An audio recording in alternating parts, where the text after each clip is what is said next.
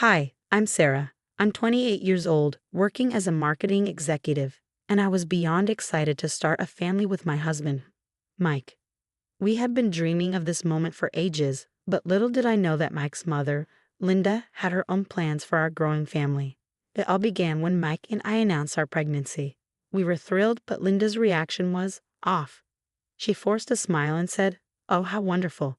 Just make sure it doesn't interfere with my birthday plans." I laughed it off at first, thinking it was a joke, but as time passed, her behavior became more intrusive. She insisted on organizing my baby shower, and when I tried to contribute, she brushed me off.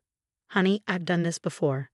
You just focus on growing that baby," she'd say, patting my belly like I was merely an incubator. Things escalated when we started decorating the nursery.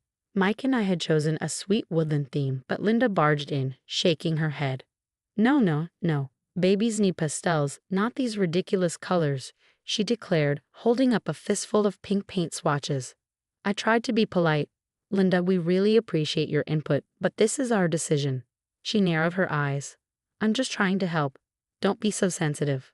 Mike, bless him, stepped in, trying to mediate. "Mom, Sarah, and I have already chosen the theme. Maybe you can help with picking out clothes instead." But Linda couldn't let it go. She started showing up unannounced, sneaking in decor items when we weren't looking, trying to change the nursery behind our backs. It was exhausting. As my due date approached, her fixation with her birthday became unnerving. She constantly hinted how special it would be if the baby arrived on her big day. I started to feel like my body was a ticking time bomb.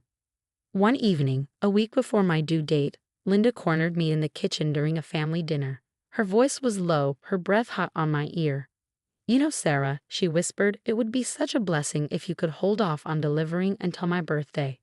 We could share the special day." I was stunned.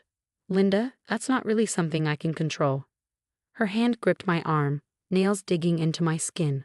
"Oh, you'd be surprised what a determined mother can do," she said, her eyes gleaming in a way that sent a chill down my spine. I found Mike, and we left immediately. On the drive home, I couldn't shake the feeling that something wasn't right. "Mike, I'm worried about your mom.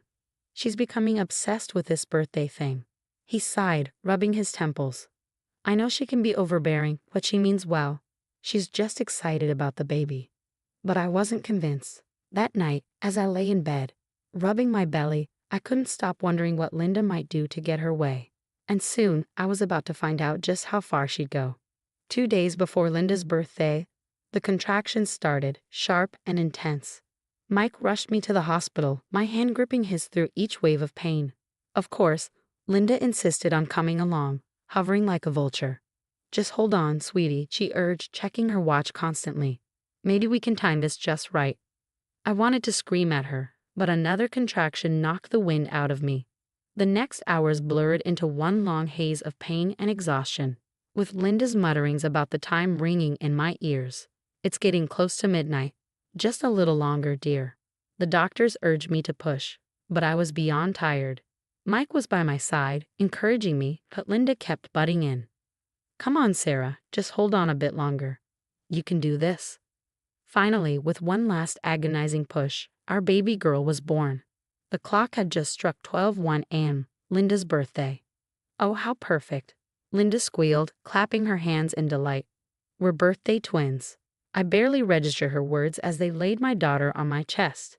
She was beautiful, perfect, and the overwhelming love I felt brought tears to my eyes. But Linda's excitement quickly soured. As the nurses fussed over the baby and Mike beamed with joy, I saw Linda's expression shift. Her smile froze, then twisted into a scowl. "Well, I suppose that's nice," she muttered, but no one paid attention to her anymore. Hours passed in a daze. Exhausted, I drifted off while the nurses took my baby for some routine tests. I'm not sure how long I slept, but something stirred me awake. My eyes fluttered open, and what I saw sent a shock of terror through me. Linda was standing over my baby's crib, a pillow clutched in her hands. She glanced around and slowly lowered the pillow toward my daughter's face. "No," I screamed, my voice raw and hoarse. "What are you doing?" Linda jerked back, hiding the pillow behind her. "Oh, Sarah, you startled me," she said, feigning innocence. "I was just checking on the baby." But I had seen it.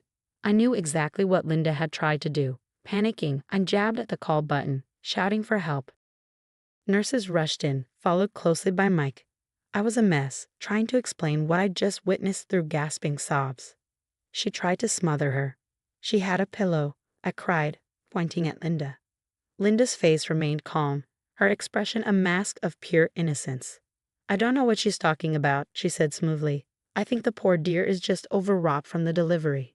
Mike looked bewildered, his eyes darting between us. Sarah, honey, are you sure? Maybe it was just a nightmare? His voice was gentle but filled with uncertainty. I couldn't believe what I was hearing. Mike, I know what I saw. Your mother tried to kill our baby. The room exploded into chaos. Security was called, questions were being thrown at me, and through it all, Linda kept up her innocent act. This is ridiculous, she huffed, crossing her arms. I would never harm my own grandchild. Sarah's just not in her right mind. I saw the doubt in Mike's eyes, and it felt like a knife twisting in my chest. How could he not believe me? How could he think I'd make this up? As they wheeled our baby away for safety, I knew one thing. I would never let Linda near my child again, no matter what it took. Despite the confusion, I refused to back down. Please check the cameras, I begged the hospital security. You'll see, I know what I saw. After what felt like hours, the security officer returned, his face grim. Ma'am, he said, we've reviewed the footage. You were right. We've contacted the local police.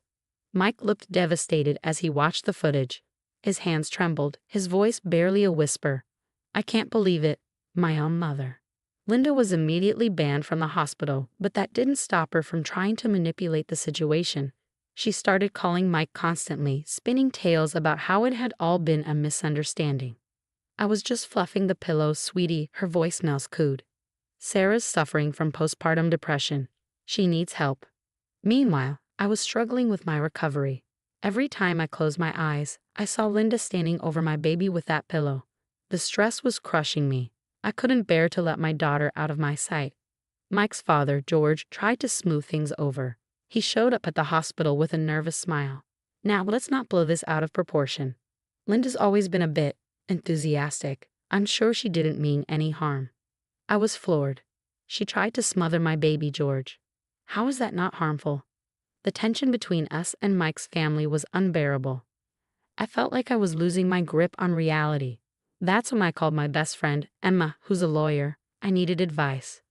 Sarah, this is serious, Emma said after I told her everything. You need to protect yourself and the baby. I think we should look into getting a restraining order. Days passed and more disturbing details came to light.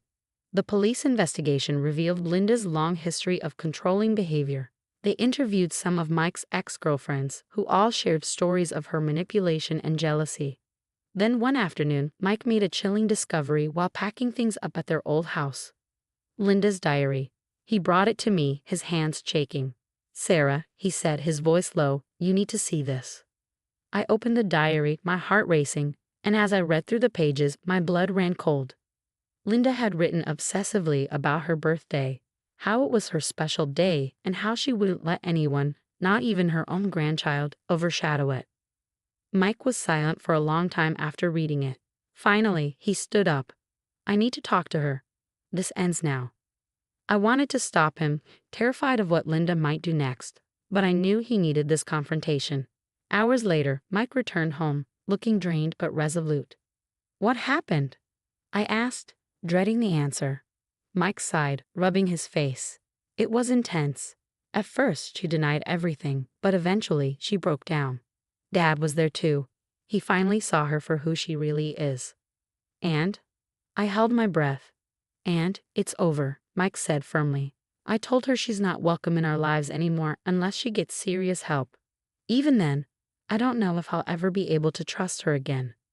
A weight lifted off my shoulders.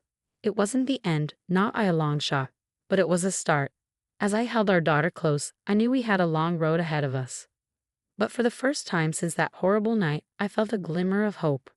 After everything, Mike and I knew we had to take action. We couldn't let Linda get away with what she had done. With heavy hearts, we made the decision to press charges.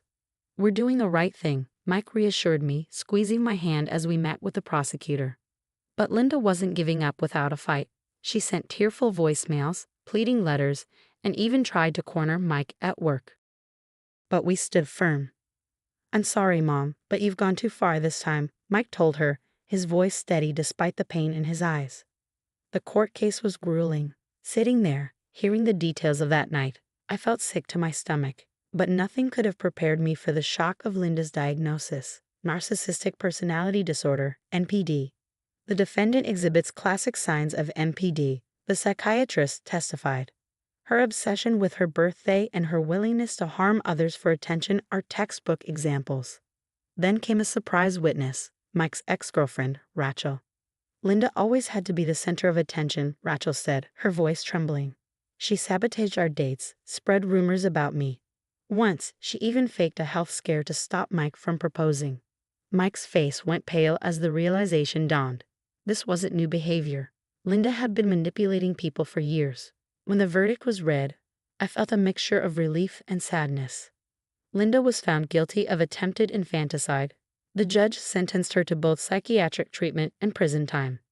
"The court cannot ignore the severity of this crime," the judge declared.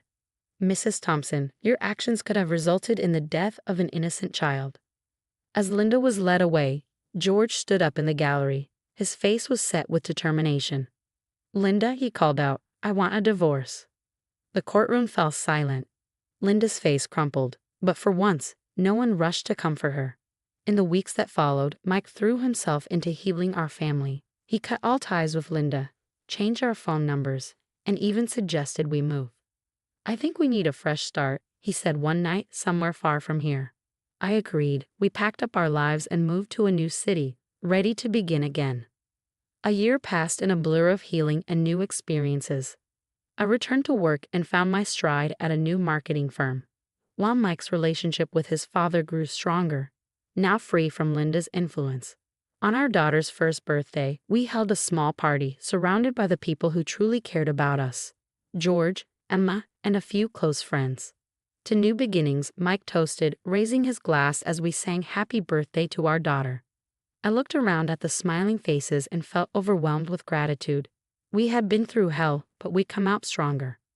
Later that night, after the guests had left and our daughter was asleep, Mike showed me a news article on his phone. "Linda lost her job," he said quietly. "Her reputation in town is ruined. She's isolated in prison, and no one visits her." I felt a pang of something, not quite pity, but a hollow sadness for what could have been. "Do you ever regret how things turned out?" I asked him. Mike was quiet for a moment, then shook his head. "No, she made her choices. We made ours. And look at what we have now." He gestured around our home, at the birthday decorations, the laughter that had filled the air just hours before, and the photo of our smiling daughter on the mantel. "This is what matters," he said firmly. "This is our family." I nodded and leaned into his embrace, feeling the weight of the past lift just a little. We had weathered the storm, faced the darkness, and come out stronger on the other side. As I drifted off to sleep that night, I felt truly safe for the first time in years. We were home, we were healing, and we were free.